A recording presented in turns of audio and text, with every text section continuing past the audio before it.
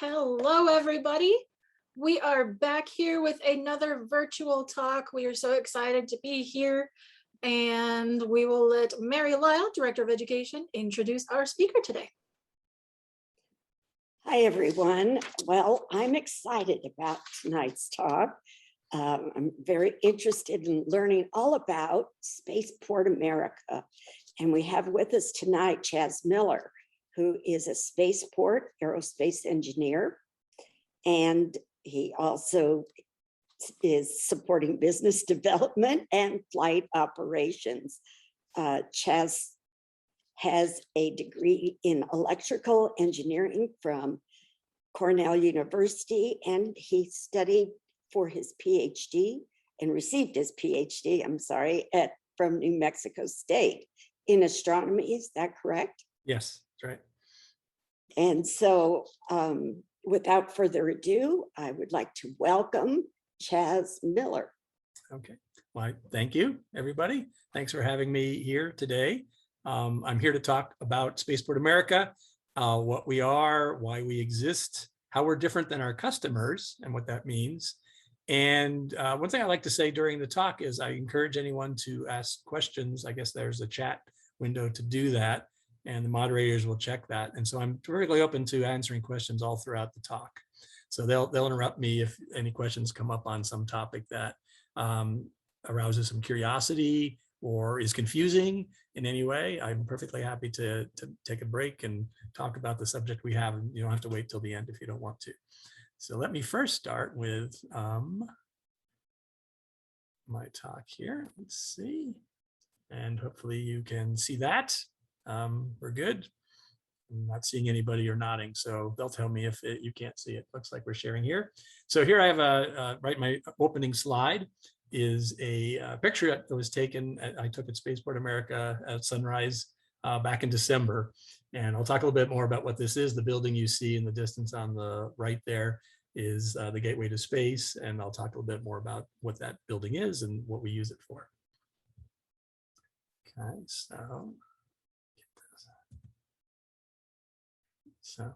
Okay, so I'll start out with, first of all, a question. So why is New Mexico a good place to test high altitude vehicles? Because that's what we do, Spaceport America. We're a place that other companies can come to with their vehicles and use it to use as their test range or their operational range. So the picture I have here is a satellite view of the immediate area around Spaceport America. I'll show a map a little bit and give you some orientation here. We can see truth or consequences up here. You can see White Sands National Monument pretty clearly here in this picture. This blue irregular line is the outline of Spaceport America, just to give you an idea of where it is. So the quick answer to that are two main things. One is it's a good climate and a good place to do aerospace operations. We have dry weather, so it doesn't rain very much except during monsoon season. So there's a lot of opportunities to fly and not be rained out or stormed out. We're at a fairly high altitude, 4,600 feet. That's somewhat helpful. The air is a little bit thinner, and that does help for some flight operations to start. And we have a low population density right around us. So we have a few towns, but right around the spaceport itself, there's very few people living there except a handful of ranchers. And the second thing, which is equally or maybe even more important, is that we are adjacent to an area of restricted airspace. This airspace has been restricted since the 40s, when White Sands started testing V2 rockets that had been captured from Germany and reassembled and were tested during right after World War II. So since then, the White Sands, run by the Army, has had restricted airspace. We do not have commercial air flights flying overhead very often. So it's a good place to put a spaceport next to that and sort of share that airspace. Because when we want to launch something that's going to go as high or higher than commercial aircraft, you want a place where they aren't typically are flying, and that you don't have to change anybody's flight plans to avoid us when that's happening. So as a little bit of a orientation, if you want to see where we are, we can see as a high level view between Arizona and New Mexico. I'm sorry I didn't put Hobbs here on the map, but you can get an idea of about where we are down here, kind of in the south central New Mexico, Sierra County. That blob I showed you just a minute ago is this very tiny blue area here, just north of Las Cruces. And this area here is approximately the airspace of White Sands. It extends a little bit further than this. It's not a perfect square, but this generally gives you an idea of the area that White Sands works in on the other side of the range. Okay, zooming in a little bit closer, we see Spaceport America is about 19 miles straight line distance from Truth or Consequences and about 48 miles from Las Cruces. The offices of Spaceport America are in Las Cruces. So we have an office, basically some cubicles and a few office rooms. I have 20 employees at this time, so it's not a large organization. And that's located near the New Mexico State University campus.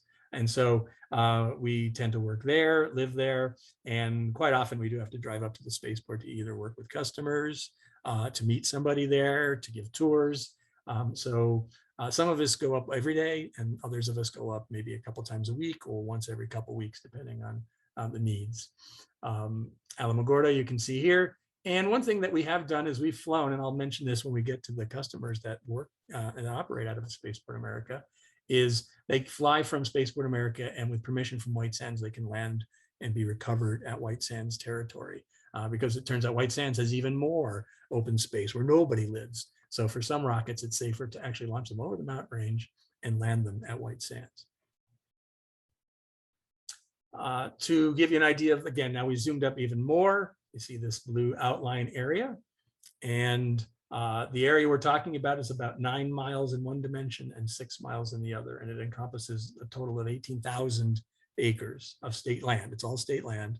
It was all state land originally, and was in this shape, a bunch of different blocks of land, and so it was all incorporated into the spaceport itself. What's helpful in talking about what we do at Spaceport America, more specifically what our customers do, is to divide this into 3 main operational areas. First, on the north end here, which encompasses our runway, is what we call a horizontal launch area. And I'll talk about the customers that use that area and why that's a useful thing to them. About 5 miles from that area in this direction is what we call the vertical launch area. So here's where we're going to have some rockets that launch vertically. So it makes sense to call it that. And then about another 4 miles south of that, we have down here in an area we call the boot heel, just because of the shape of it, the most remote area of Spaceport America. We have what we call the advanced technology area. And we have right now one major customer who's going to be doing some interesting experimental research in launching objects without rockets. So I'll talk about that in a minute. So let's go through each of those areas very quickly. So if we were flying in a plane over Spaceport America, over the horizontal launch area, the main feature of this area is the runway. That makes sense. We'll call it horizontal launch. It means things take off like they're planes. And that's what we'll see when we get to Virgin Galactic, exactly what they do. They take off and they land here. So Spaceport America features a concrete runway, 12,000 feet long and 200 feet wide. And essentially, this wasn't designed for any particular aircraft except Virgin Galactic's operations and their return. But it is designed in such a way that essentially every aircraft that we can think of could land here, 747s, and transport planes, large transport planes. It's designed that it could handle any kind of traffic that we have. Another feature here is this very iconic building. Virgin poetically calls it the gateway to space. We call it the terminal hangar facility, which is a very descriptive name, and not quite as poetic, because it's a terminal, meaning when Virgin operates through this building, they rent this facility for all their operations. People will come in here to leave to go on their space flight. So it acts like a terminal, like you go to the terminal, the airport terminal, but it's also a hangar. It's where they keep the planes. So the planes and the aircraft are also stored here in different areas, which is a little different than when you go to the airport. When you go to the terminal, the planes aren't actually housed in that same building, but imagine that those two kind of buildings crunched together. So while we say, so this is this building belongs to the state of New Mexico. It was designed specifically with Virgin Galactic's flight operations in mind by them through their input. And now they lease this area, and then they're the only occupant in it at this time. And so I'll talk a little bit more about that when we talk about their flight operations.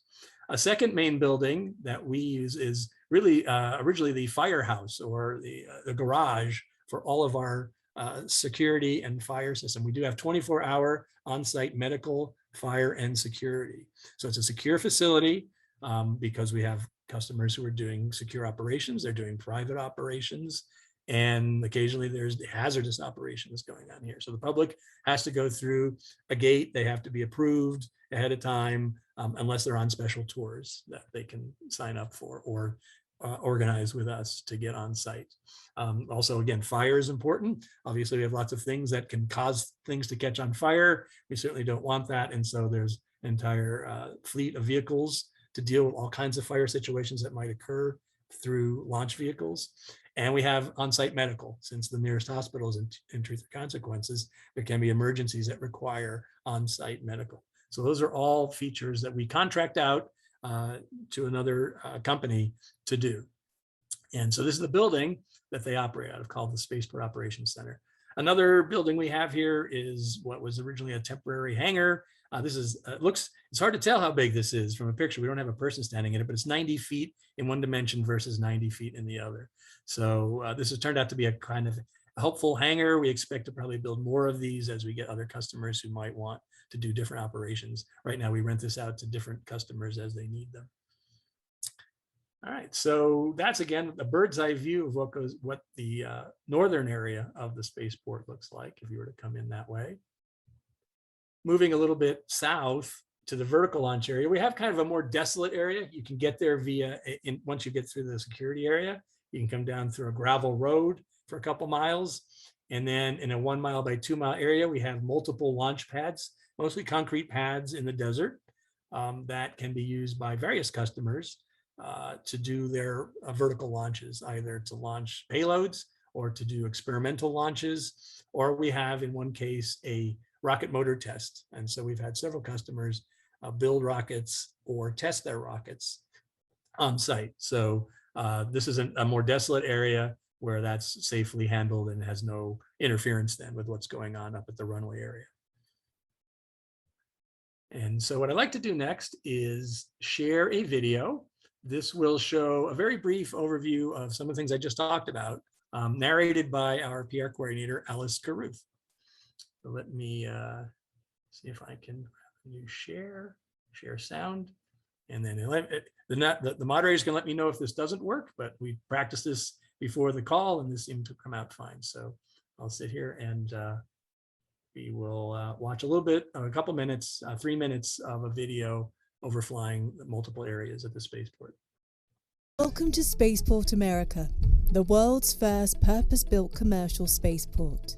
Spaceport America has been launching rockets since 2006. We've supported missions of all kinds of vehicles at our launch facilities since that time. These include high-altitude balloons, unmanned aerial vehicles, rockets, and spaceships. Construction on Spaceport America's most iconic building began in 2009. The Gateway to Space facility, the Spaceport Operations Center, also known as the SOC, was also constructed at the same time as the Gateway to Space facility. The SOC houses our SAFE team, staff offices, a STEM classroom, and our mission control. Spaceport America's runway, or Spaceway as we know it, is 12,000 feet long and 200 feet wide. The Spaceway is made up of 4 layers. The base layer is 18 inches of prepared subgrade soil, then 6 inches of cement soil mixture, 4 inches of asphalt, with 14 inches of Portland cement on top. Facilities at Spaceport America continue to develop and grow with our customers.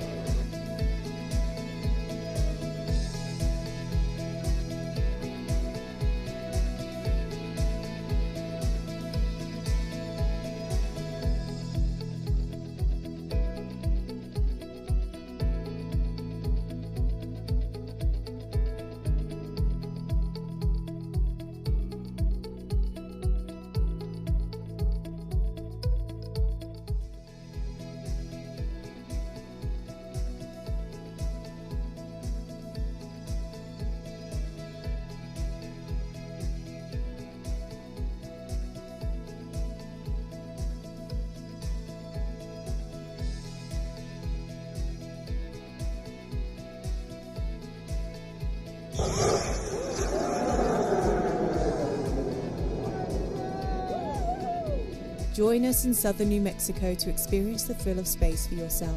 Book a tour from Truth or Consequences or Las Cruces and enjoy a ride in our G-Force machine. Visit spaceportamerica.com for further information. We look forward to welcoming you soon. Spaceport America, the space to be.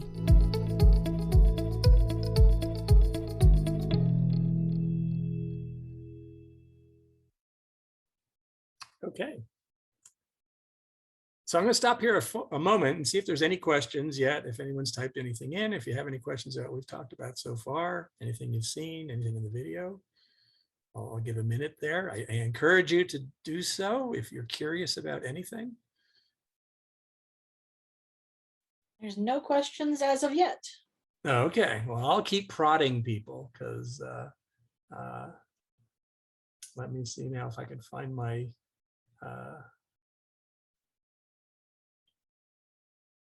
let's see here. I'm looking for, oh, here we go. So I'll go back to the talk again. If anything comes up, let me know. Anything you're curious about, didn't understand, or just want to know more about in detail, let me know. I do have a question about that sculpture there. You called Yes. Oh, good. the cup. Okay. What is that? Okay, so this is called the Genesis sculpture. And there's a story behind it. Unfortunately, I don't have it handy with me. If you actually come and visit us, you could find out. You can look up Genesis sculpture, Spaceport America. It was done by a New Mexico artist, commissioned by the state of New Mexico to have as sort of an entrance sculpture when you come in. And it's kind of like a welcoming, U shapes to the look to the sky kind of a thing.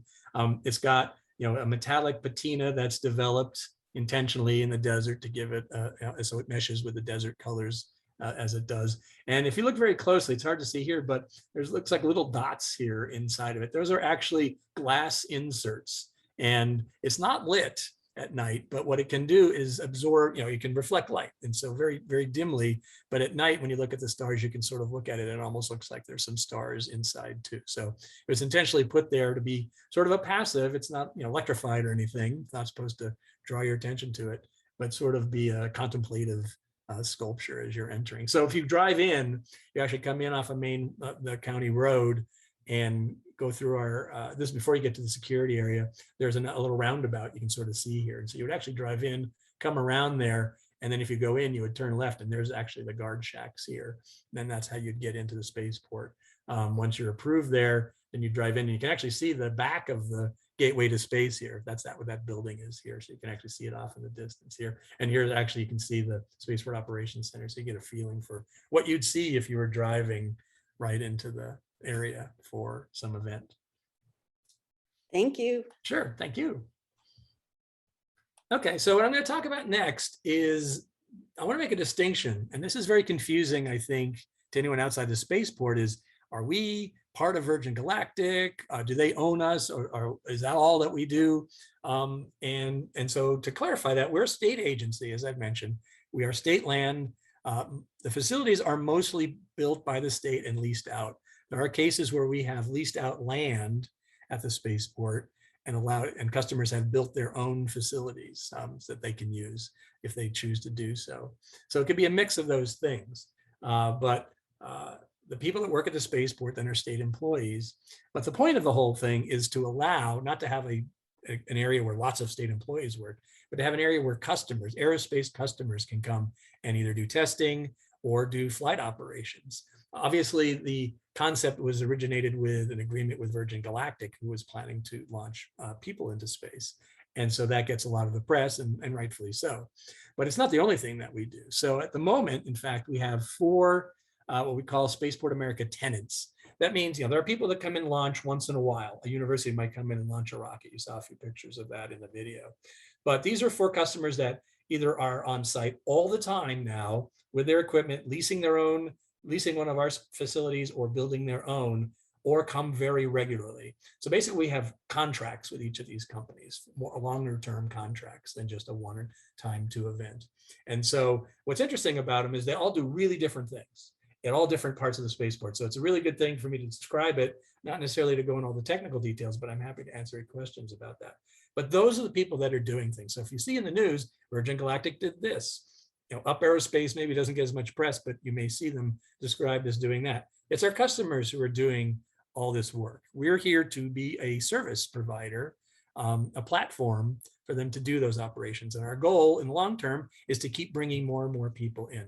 Currently, on any given day, we may have 20 spaceport employees, not necessarily all on site, but if they were all on site, maybe 20, maybe we'll go up to 30 at some point. But we have at the moment 200 full-time employees from these other companies sitting there at any given time, at any given day. And the goal is, of course, to increase that. That's what one of our main purpose for existing is to provide a capability in the state to allow customers to employ people, to bring their own people in, and also to hire people in New Mexico instead of having New Mexico graduates who are interested in working with these kinds of things to work inside the state of New Mexico. So briefly, I'll talk about each one of these in turn, going just around clockwise here. I'll start with HAPS Mobile, who is testing an unmanned solar-powered plane that can fly up to 70,000 feet and stay in the air up to a month or more. There's Virgin Galactic, who we'll talk about last because they're well known, and I'll show some videos from what they're doing, but they're obviously the ones flying tourists into suborbital flights in space. Up Aerospace, who was actually our very first customer, who launched back in 2006. So a very long time ago, they've been launching and regularly since then. And then a startup called Spin Launch, who has yet to fly, but is getting very close to doing so in a very unusual system that they're testing out here at Spaceport America. Right, so the first thing I'll talk about is Up Aerospace. It was our first customer. They launched this rocket currently. They're planning to expand this to larger rockets, but this is a rocket that can launch from Spaceport America, land 30 miles away at White Sands under parachute, and carry payloads. It's a working business. Its business model is to sell this payload space in the rocket, and people buy that. NASA has bought those payloads for their experiments. Very recently, Los Alamos bought a payload space to do an experiment that Los Alamos Labs wanted to do. This is available for sale, essentially. Once he gets enough payloads, he has a rocket put together and can launch from Spaceport America. It's sitting on what we call a launch rail. These are solid rocket fueled rockets. And so the launch rail is something that guides it on the very first 40 feet of its flight, so it gains enough speed so the aerodynamics keep it on track. So it needs that rail to get started. So they have a single stage sounding rocket, uses a solid rocket motor, and they've done 15 flights. I should update it. They just did a flight 3 weeks ago, up to 125 kilometers above the surface, which is 77 miles. They actually hold the record at the moment for the highest altitude launched from Spaceport America at this time. And just to give you an idea, this weighs about 780 pounds when it's launched and can carry 80 pounds of that as payload. About 20 feet long, to give you an idea. Here on the bottom picture is the company that builds those the rocket engines that are inside this. About this length here is the rocket engine.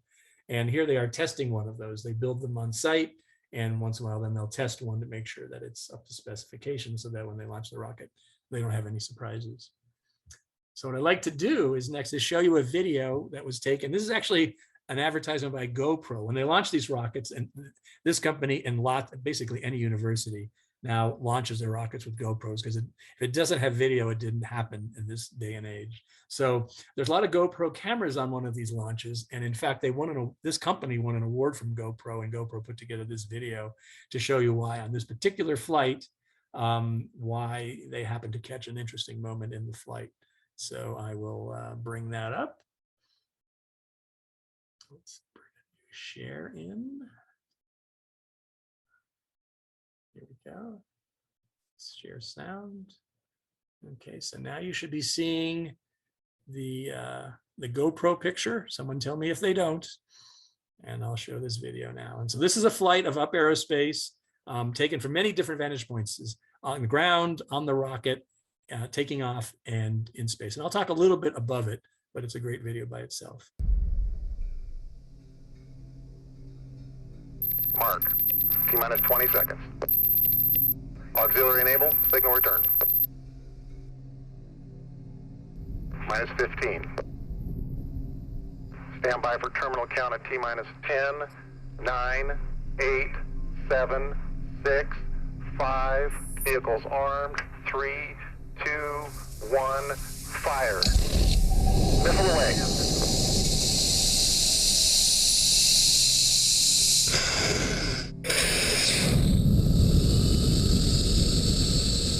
The spinning is intentional. +5. The rocket's stable. +10. Burn out. Good burn. Copy, good burn.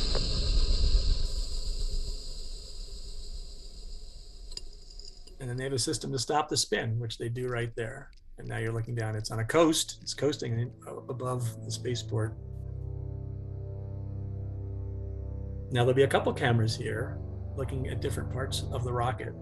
This is from the capsule that got ejected, looking down at the rocket. So that's the rocket itself. Below it. That's looking from the rocket back up at the capsule.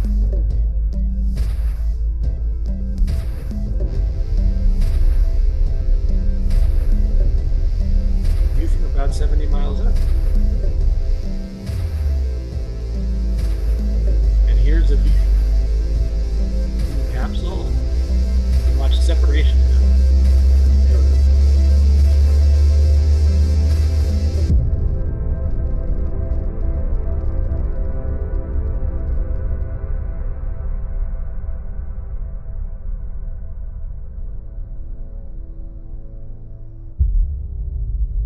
And that's the actual motor itself dropping away. And they don't that crashes back down at White Sands.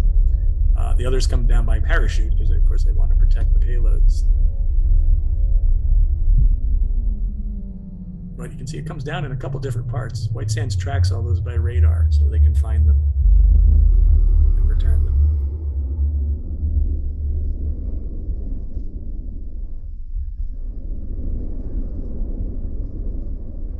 They are on a coast. The again goes up and then they re-enter the atmosphere.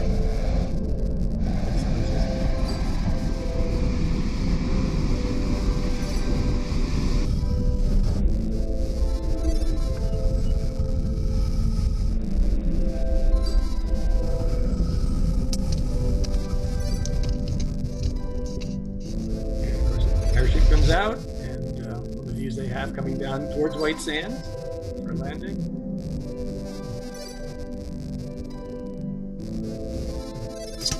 Of course, they ended up in a bush. Mission control, we have touchdown. All right, and I'll just go back a quick second here. I just wanted to point out, let's see if I can find it.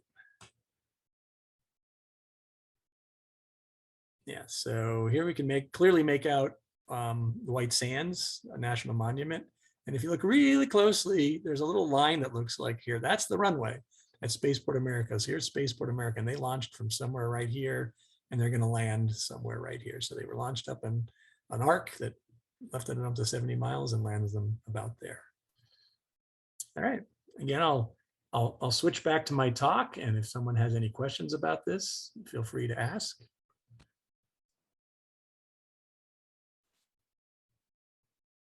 Not really a question, but that is so cool. I mean, so really you guys are hand in hand with White Sands.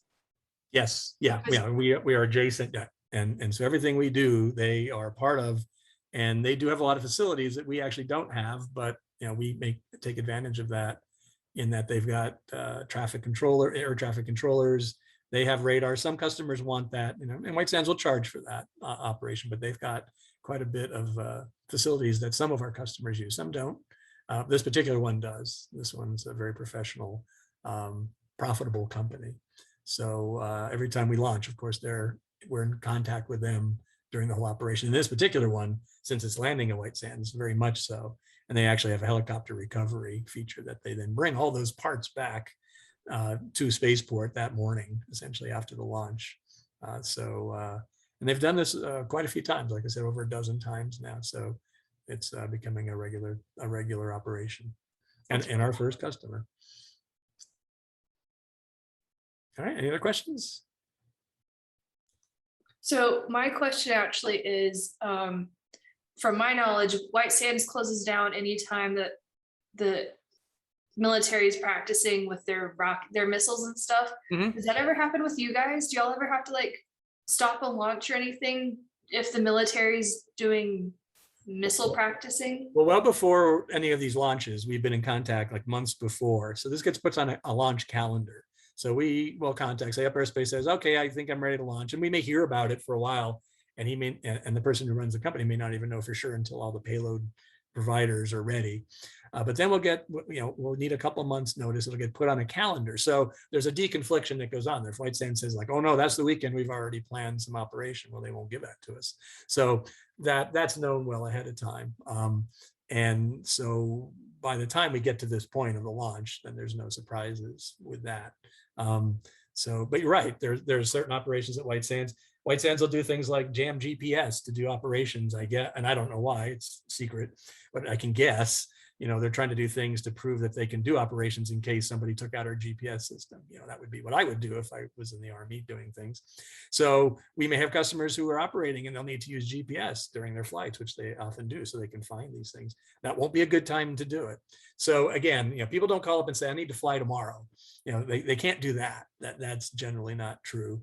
Even flying in and using the runway, the runway is used for flight operations, but also used by companies like Virgin who want to fly their employees in from California every, on Mondays and fly them back. So we do schedule that time too, and that has to be coordinated again with White Sands. And again, we could do multiple things in a day. Maybe White Sands is going to do something in the afternoon and we're taking the morning.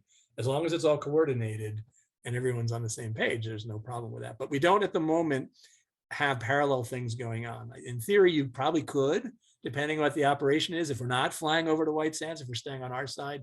But at this point, we aren't, there aren't that many conflicts, so we don't have to worry about that. If there are more and more flights in the future, then we might have to argue that, well, maybe we can do something at the same time you're doing, as long as we can prove we're not going to interfere with each other. So I see that evolving over time. Yeah, it's a good question, though.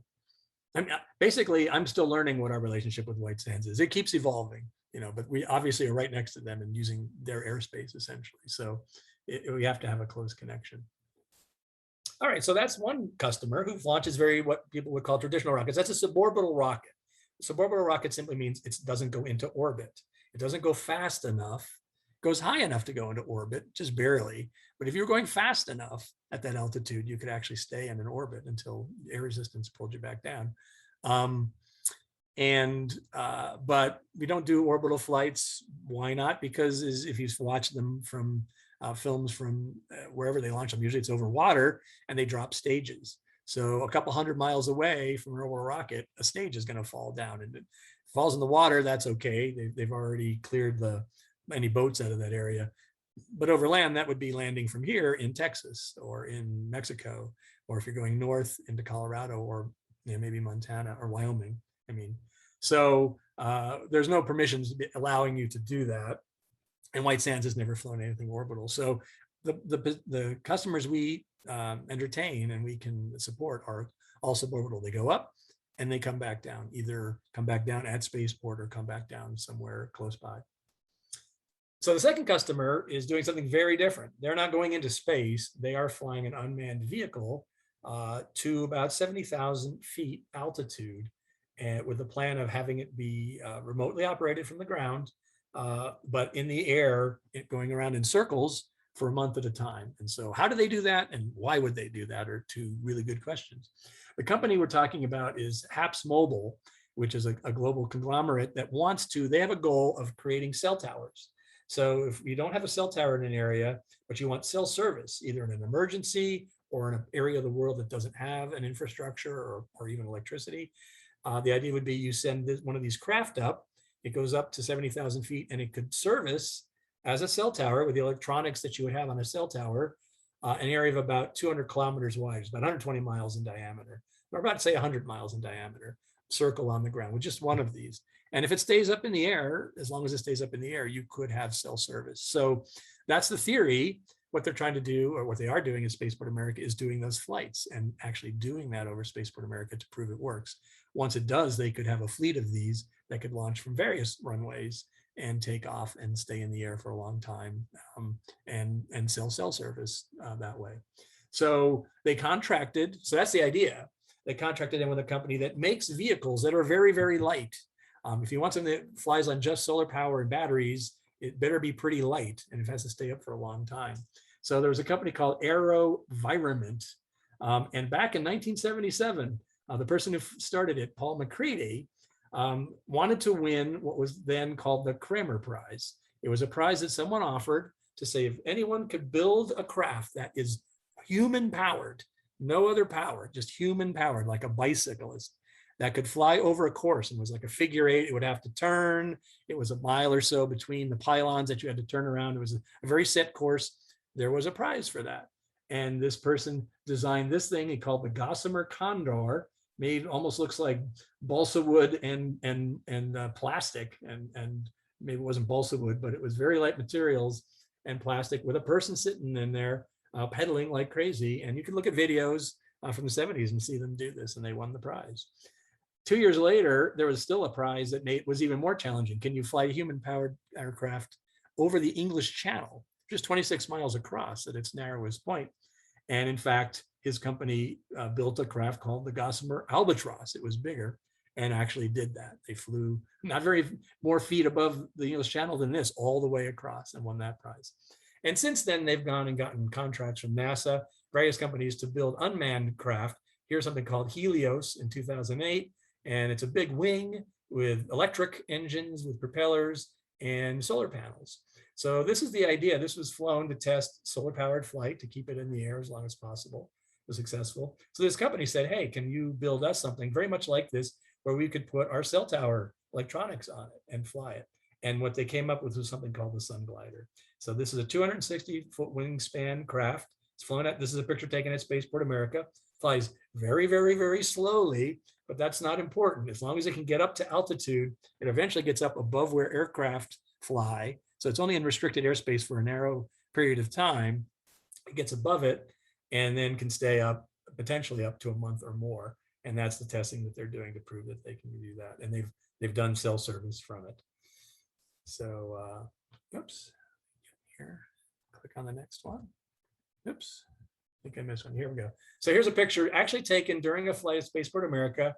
This was taken at 62,000 feet. This is a camera, the old good old GoPros, taken from one end of the wing, looking along the edge of the wing. You can see all the propellers here above, high above the air. They flew only for a day. This was the first test, and they're going to continue to do tests and improve and lighten the craft. The lighter it gets, the more electronics, the more payload they can fly. So that's the goal, because that's what the customer's paying for, is to put their electronics and get it up there. You could do a couple calculations and say, well, how much power does each of these propellers, how much power is available to these propellers? And just calculating out at the Earth's surface how much power you get by the sun shining on it, which is a number that's known. And if you calculated that was collected totally by these solar panels at 20% efficiency, I guessed at that, but that's actually a pretty high efficiency solar panel, you get about 8 or 9 horsepower available to the propellers. And so those propellers aren't very powerful individually, but they're enough to fly it. And in fact, they don't have that much power because some of the power has to go into batteries. What does it do at night? There's no sun. Well, they have to charge a bunch of batteries, and literally they're like cell phone batteries, like a whole bunch of them. And part of this power has to go into charging those. So at night, they use the batteries, and then the sun comes up in the morning, and then it's recharging the batteries and doing that. And again, that's in a cycle that works days and days and days at a time. So that's one element of testing. That particular customer actually spent $8 million of their own money to build a new runway for this craft because it's so wide. It was actually wider than our 200-foot runway, and their own operating center. So they were willing to do that, and they brought that to the state of New Mexico. So that's two, and so that's one operation that works at the horizontal launch area. Here's the third. This is the one that works way down south at the advanced technology area. This is the one called Spin Launch, and you won't see much about them online. They want it that way. If you go on their website, you'll see a picture that says Spin Launch. I don't think it basically says anything else than that. But what they're doing is known, and what I can tell you, what I'm telling you here. The rest I don't know about, or they have not yet released information on and what they're doing. But they're here at Spaceport America to also do flight testing, something that they're going to try to do for the first time. What they're going to do is, instead of using a rocket motor to get to that flight that you saw for up airspace, they're going to spin an object fast enough on the ground so that when they release it, it would fly on that trajectory and potentially, land at white sands, very similar to what Up Aerospace is doing. That's their ultimate goal at Spaceport America. They'll get there in increments. So let me illustrate that. The illustration I like to use is picture a Ferris wheel. Now we'll pretend you can't tell where this Ferris wheel picture was taken. And we'll pretend that this is a spin launch like area. So they've got an object, not a Ferris wheel, but something with an arm that holds a vehicle that can spin around potentially very, very, very fast. And in fact, to be able to do that, they have built a container that looks kind of like a tuna can on end that they have to evacuate totally with all the air out of. Because if you spin this fast enough, the air inside would heat it up. And it would get very, very hard to make it go fast enough against all the air friction. So they are actually evacuating that whole thing and making a vacuum chamber and spinning this up and then releasing it. So it'll hit the atmosphere right away when it leaves. But they'll use electric motors. So the only propulsion is electric motors to spin it up. It's on the length of an arm and it'll spin faster and faster and faster till they're ready to release it. And this is about 120 feet high. So the idea being they're on the length of an arm. When they release it, it's going ultimately about 3,500 miles an hour, which is about the speed of that rocket that you just saw from Up Aerospace when the motor cuts out. So that's pretty amazing. Will that work? Let's do I did a couple of calculations just to get an idea of how fast that's turning around. How fast do you have to spin this thing? Picture yourself on this Ferris wheel, 120 feet high. How fast would you have to spin to go fast enough to do what they want to do? Well, the calculation comes out to be almost 14 times a second. So picture being on a Ferris wheel, spinning 14 times a second. And you can imagine yourself pressed against the edge there. And then they leave go of your car on an upward direction. And you'll just fly up, up to that same altitude and then come back down that you saw at Up Aerospace. That comes out to about 800 RPM, which in RPM terms isn't a lot. If you have your car idling, it's over 1,000 RPM. So the RPMs actually isn't that high. It's just a very big centrifuge. We then, the key issue here is you're never going to get people to be flying on this because the acceleration, as you can imagine, if you're on a Ferris wheel going at this big, going 14 times a second around, you'd be squashed. The acceleration due to gravity just from spinning is over 13,000 Gs. That means if you're sitting in a couch and you weigh 100 pounds, you would weigh 13,000 times more than that, which if you work out the calculation, you'd be way over 1 million pounds. So you'd be crushed. But so is this crazy? Why do this? What could survive that? I'll talk about that in a second. Their ultimate goal is get this spinning wheel to release the object, have it go up to about 60 miles high, land 15 miles away at first, and then later a little further away. Ultimately, what's the point of this? Ultimately, they do want to build a bigger version of this. This is like a 1/3 scale model. Once they build this, they're going to build another one somewhere else over water where they can launch this and stick a second stage rocket motor on it and get the additional velocity to stay in orbit. So they eventually want to launch things to orbit using just an electric motor. And is it crazy? Well, no, there's been other organizations that have used guns to shoot objects kind of on the same trajectory. This was back in the 60s, a Canadian company did this, and they got accelerations up to about the same. And you could build electronics that can survive this. So in theory, you can build satellites that will be operational once you launch there. You just can never put people on it, of course. So they haven't flown yet. They're getting very, very close to that. And when they do, I expect that we'll see their news releases when they want to show what they've been up to. But that's what's going on right now at Spaceport America. They've built it. They've taken 2 years and they've built the entire operation and the tools. And there's about 60 to 80 people working on that all the time now. But finally, I want to end with Virgin Galactic, which is, of course, what most people have seen. Again, a customer, what we call our anchor tenant, our main customer, of course. They have a flight profile that looks like this. They take off with something they call the White Knight jet, which holds in the middle. It looks like there's 3 planes here, but there's actually one plane with 2 fuselage here and a spaceship in the middle. And like here, there's the fuselage here, and the spaceship's here. They take off from our runway. They get up to 50,000 feet and they drop the spaceship, just drop it. And once they drop the spaceship, the pilots on the spaceship ignite the rocket motor. They use the wings to pull themselves vertical so that the rocket motor is pushing them straight up, very much like that up aerospace rocket. The motor cuts off, then they're on a coast trajectory, just like you saw up aerospace do. Here's an actual picture of that happening at the spaceport in May of 2021. Then the White Knight's still flying around. It's a jet engine. The craft itself jumps into space. It's up there for a few minutes, comes on its arc back down.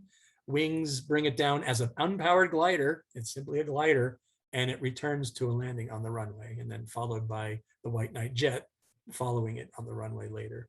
So that's the passenger craft to take up to 6 passengers and 2 pilots at a time. It's flown now twice from Spaceport America. In May of 2021, it flew the first, they had test piloted this twice in California back in 2017 and 2018. This was the very first flight in New Mexico. And then this therefore represented the very first flight of humans up into space from New Mexico, made New Mexico the very 3rd state to ever have anyone ever reach space from it. Florida is obviously one, and California, where they've had flights of the X-15 and a couple of Air Force flights to do that, and the flight tests of this craft as well a few years ago. But New Mexico became the 3rd. Of course, we know that Jeff Bezos and Blue Origin a week later made Texas become the 4th state to launch people into space. Reached a height of about 55 miles, 55 and a half miles. And then in fact, they did it a second time in July. This was the more famous one with Richard Branson on it and 3 other Virgin Galactic employees. So there were 4 total passengers and 2 pilots on this particular flight. So here's an image of the first flight. So this was from a video from Virgin Galactic. This is actually after the engine, which lights for about 60 seconds, cut out. And that, my estimate of that is about 125,000 feet to 150,000 feet. After this, the entire ship's still moving upward at high speed and eventually reaches about 290,000 feet up above here. But just when the engine cuts off, you can look down, and if you can recognize things, this is that. Here's our runway that they just took off from. Here's Spaceport America outline. In this particular flight, Truth or Consequences was peeking out here above the top. This is the top of their spaceship. This is a camera mounted outside their spaceship.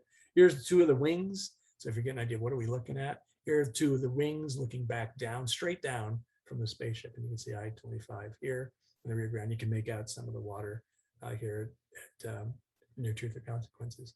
That was the May flight. Then on the same thing on the next flight, what's interesting to me is they're totally rotated 180 degrees. So obviously they don't control that. That's maybe not so important, but they had been spun around when they finally took off in a different direction. Here's Truth or Consequences in Elephant Butte. You actually make out Socorro, and here we are over here. So this is what it would look like if you're in there looking straight down right after the engine cuts off, well before you get to your high top altitude.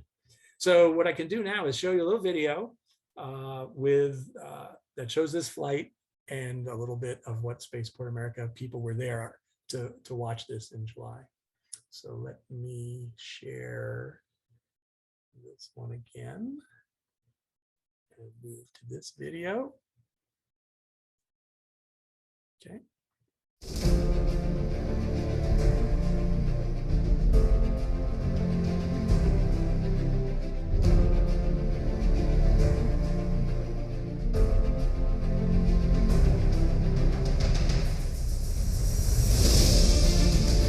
Today we're celebrating our anchor tenant, Virgin Galactic's attempt to launch to space. Over to the right, you'll see the Gateway to Space hangar facility.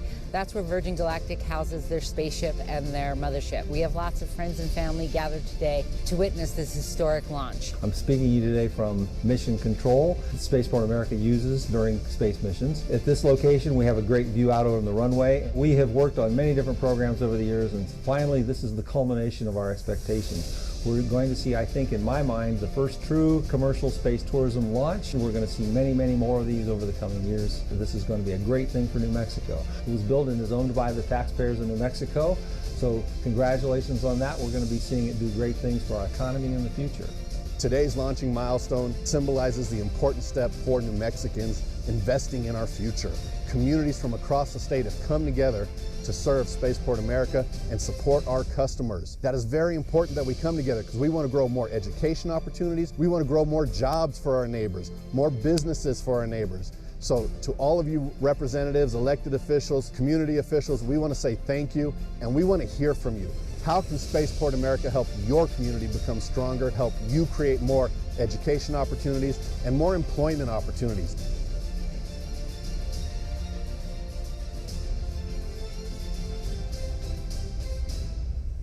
Today, we're seeing history being made. Our anchor tenant, Virgin Galactic, will be conducting the first commercial space tourism flight from New Mexico. A carrier aircraft called the White Knight will carry the spaceship, which is called Spaceship 2. This particular one is named the Unity, to an altitude of about 50,000 feet. At that point, they will release the spaceship. It will fly out into space. The people on board will then, from that point, be astronauts.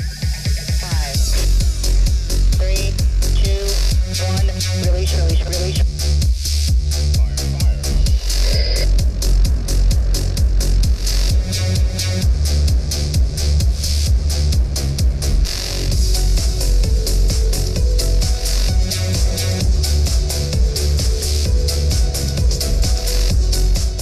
To all you kids down there, I was once a child with a dream, looking up to the stars.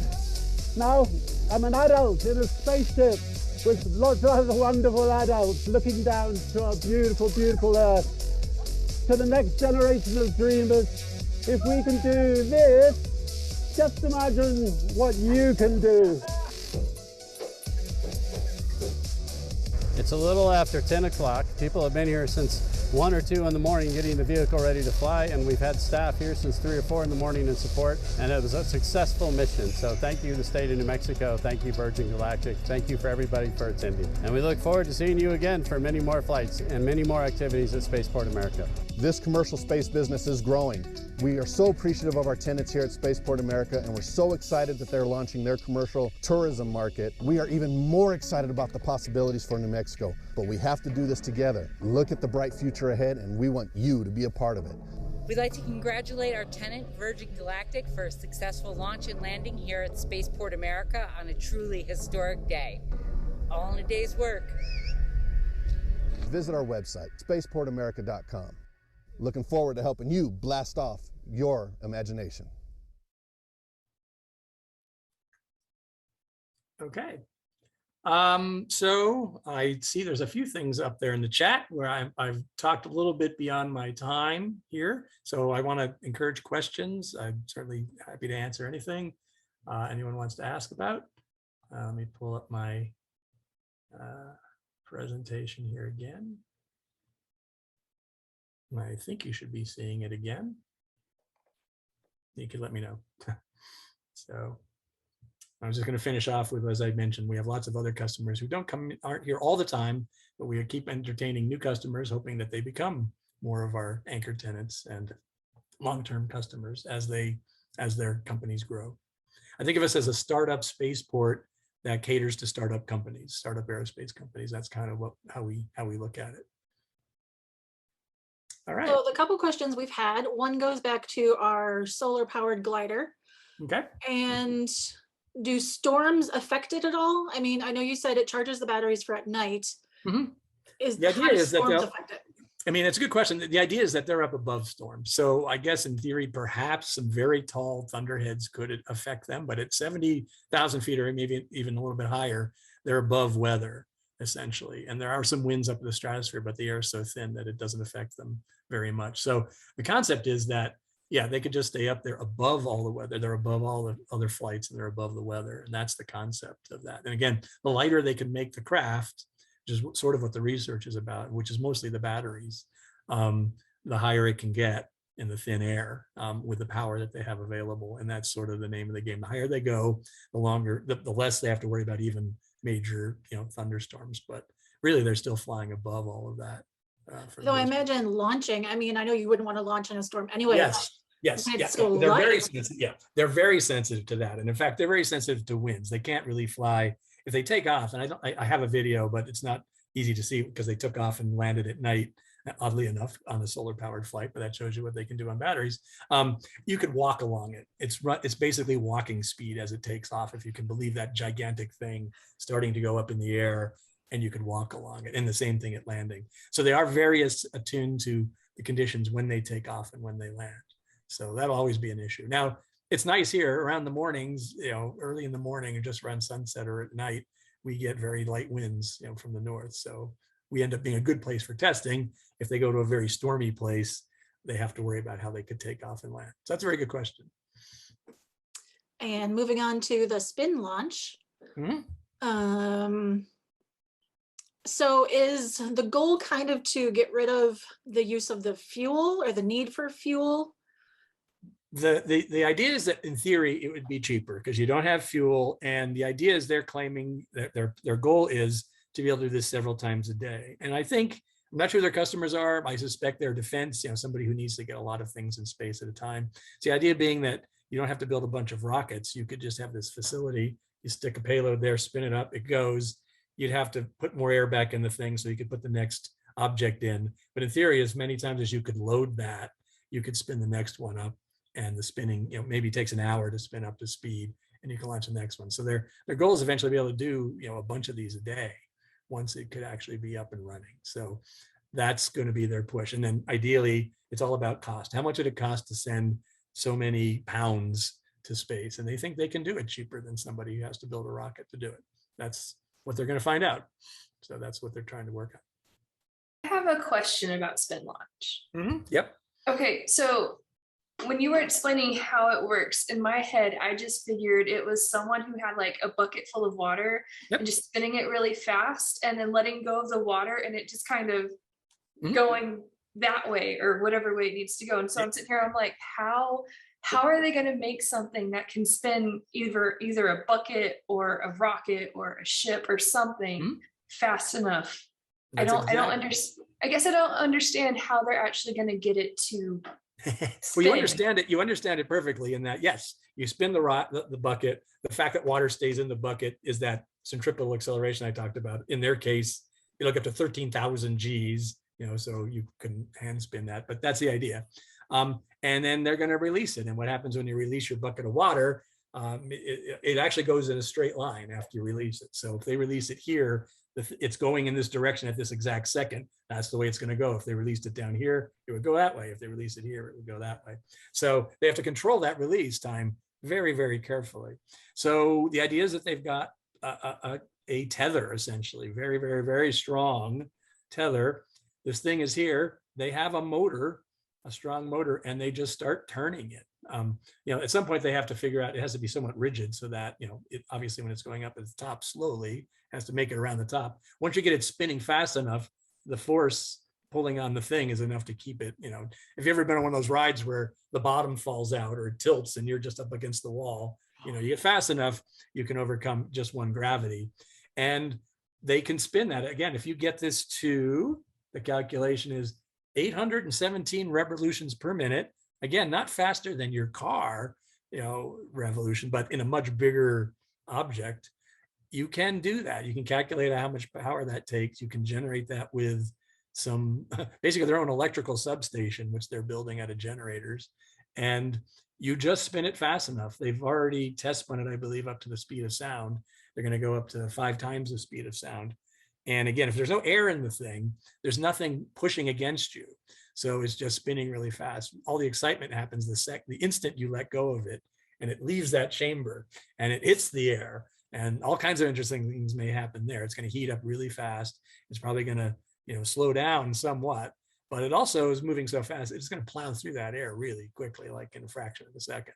So, who knows, again, they've done it with guns. So essentially, if you picture that gun picture, someone has done it, sort of. They've launched something that's moving that fast out of the top of that gun at that moment. Now, there's all kinds of gases and things coming out with it. This will be a little bit different, but I don't know if that answers your question or not. If it's just like, is that really possible? Yeah, well, yeah, it just seems amazing. Was it possible? Facebook would also like to know, and I think you kind of answered this a little bit, but someone on Facebook would like to know, how are they going to make sure that the angle is correct every time? Like how they're going to release it is going to be correct every time.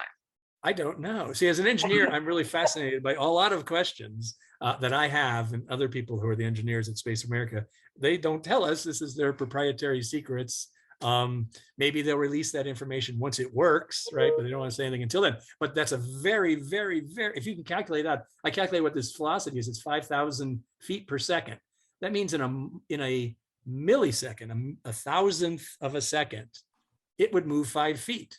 You probably have to have control to within at least that amount of time, or even closer, because this thing's moved 5 feet, which changed the angle a little bit. You could do calculations to see how much will that affect how far away it goes, or if it's going straight up. So that release time is super, super critical. I can only guess. My personal feeling was, can you release something with some kind of mechanical thing that accurately?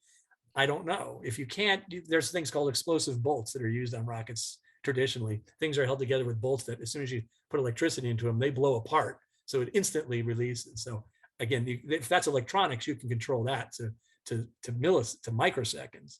I don't know if that's what they're doing. That's one question. The next question I have is, how does that thing leave this vacuum chamber without a whole bunch of air rushing back into the vacuum chamber, probably damaging it? They have some system, I'm sure, because they've had to work out all of these issues. How does it get introduced to the atmosphere? And I could, again, picture, I would put it through a bunch of opening and closing baffles that would have different density of air, and maybe do it gradually meaning a fraction of a second. But there's a lot of physics going on here. Yeah. And that's part of their experiment. They've worked out the numbers and say they think they have a system. They've done it at a smaller scale, much, much smaller scale.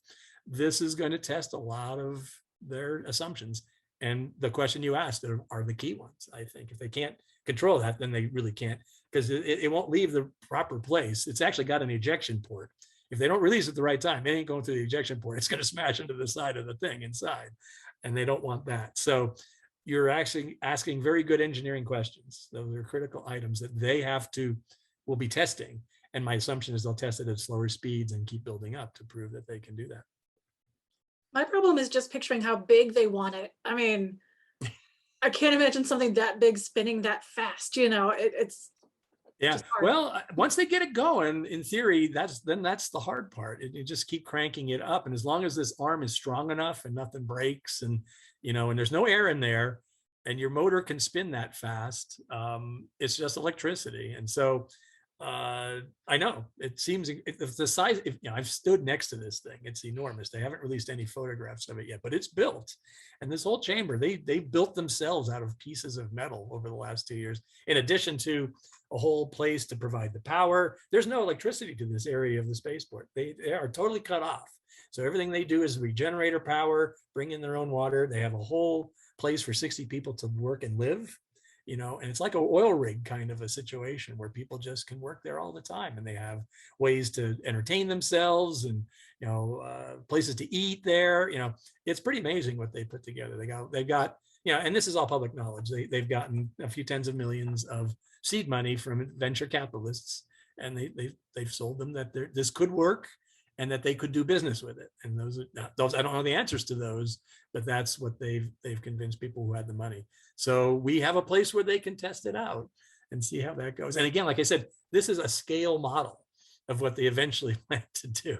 So this will be pretty amazing to see, and I'm looking forward to seeing what they can do with it. And I think some of us share your amazingness, like, wow, this will be really something if it does what they say. But I don't think they'd put this effort into it if they didn't think they had a chance. So we had another question Sure. about spin launch also. It's do you happen to know how much weight their current model is actually able to launch? I don't have details on their, I just picked a random picture here, their payload. It would not surprise me, their payload, I've heard talk about kind of like a gas cylinder size thing. So this person standing here is standing next to different objects that this Canadian effort made to launch out of a gun. I'm picturing something like this, maybe weighs 100 pounds or so. Maybe it'll be lighter to begin with, but might just be a hunk of metal, that they want to, move on a trajectory. Eventually it might have some electronics in it. I really don't know the answer for sure, but kind of that idea. I'm guessing that this is kind of their goal. to be able to do this at least and prove they can do it in this different way. Well, that is so interesting. And Chaz, we really appreciate you staying with us a little bit longer. And that is really nice of you. We are going to have to conclude this broadcast. This isn't a broadcast. What is it, Aaron? Our chat. Yes. But I want to thank you so much for giving us all this great information. One thing that I was going to want you to explain is that people can't just go and visit the spaceport, right? Right. Yeah. As I said, we have a security. You can't just go on site. We have customers who are doing potentially hazardous operations, but if not, proprietary operations, and they don't want people, there's nothing that stops you from getting up to the edge of the spaceport and taking pictures if you want, but they don't encourage that kind of thing. So that roundabout. Right. So yeah, it gets that roundabout. Right. Yeah, Okay. That's public property. Although if you linger there, you may get a visit from the spaceport saying like, hey, what are you guys doing? Making sure you're not up to something, dangerous or something. But we do have tours. There's a company called Final Frontier Tours that you could buy a ticket to. And a lot of groups and school groups have called us up and say, can you give us a personalized tour? We bring a school bus on, and we've done that many times. So as long as we control it and you're chaperoned, and we up front, we get all the names and, get everyone approved. It's very typical to do that. It's not hard to do that. It's more, again, it has more to do with how many people are at Spaceport and who has time to do that. So, but we're open to doing that as long as it's a controlled tour. And there's some things you still can't do. If you come on a spaceport, I want to go into that gateway to space and see all those cool things I saw Virgin Galactic. They showed their lobby, they showed their Gaia lounge, they showed this. We can't go in there. They have to invite you in, because even though they're leasing it, it's they're working, and we do have to respect that. They just don't want people coming in. They will sometimes give permission, or they will organize their own tours, but we could certainly bring you in. You could see the gateway to space. We could show you a few things like the runway. So those are available to people if they want to contact us and inquire on their group to have a tour of this. Well, thank you for clarifying that. Aaron, I'll toss it to you. All right, I just want to conclude with saying that I love how our talks have all kind of come together. I mean, they were about very different things, but they're talking about the same thing in general. So we started with Jerry Woodfill, who talked about working on the Apollo missions. And then we went to Dave Dooling, who talked about why the Trinity site tied into the Apollo missions. And so that was, the testing of the rockets. But this is another step to that. This is using New Mexico again to test new things to get to space. I mean, it's all tying in together, which is just the coolest thing to me. So thank you so much, Chaz, for explaining this. It was fascinating. Well, thank you for having me. I appreciate it. So we will do our next talk on Thursday, October 21st, 6:30 with Mike Shinneberry from the New Mexico Museum of Space History. And he'll be talking to us about the Trinity site. So right next to you guys there. And we'll get some more information about space and New Mexico, just what we're talking about. So we hope you'll join us. And until then, take care. Thanks again. Thank you.